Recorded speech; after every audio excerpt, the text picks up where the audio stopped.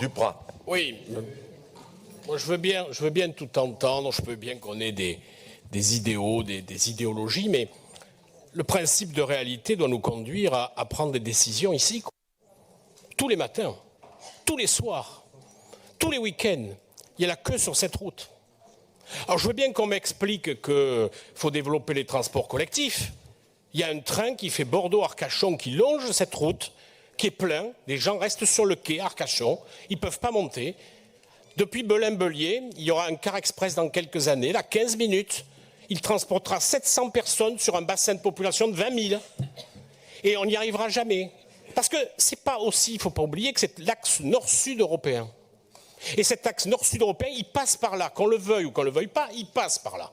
Donc il faut, entre Salles et l'agglomération de Bordeaux, faire la troisième voie pour permettre, dans un premier temps, de donner de la fluidité, dans un deuxième temps, lorsque les gens auront fait leur propre évolution, qu'il y aura d'autres moyens de transport, l'utiliser peut-être dans un deuxième temps pour du covoiturage. Mais les gens qui habitent à proximité de cette route, ça les fait gentiment rigoler quand on leur parle de pollution. Parce que c'est tous les jours qu'il y a la queue. C'est tous les jours qu'ils subissent la pollution.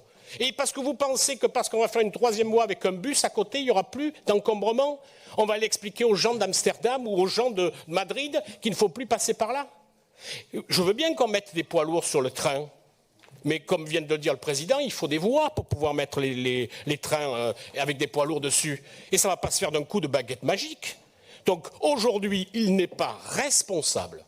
Je le dis, mais alors avec la plus grande fermeté, il n'est pas responsable pour les échanges et pour l'aménagement du territoire de ne pas faire une troisième voie entre Salles et Bordeaux.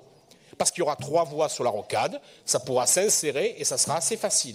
D'ailleurs, le péage, il faut le réserver à ceux qui passent et qui ne dépensent rien.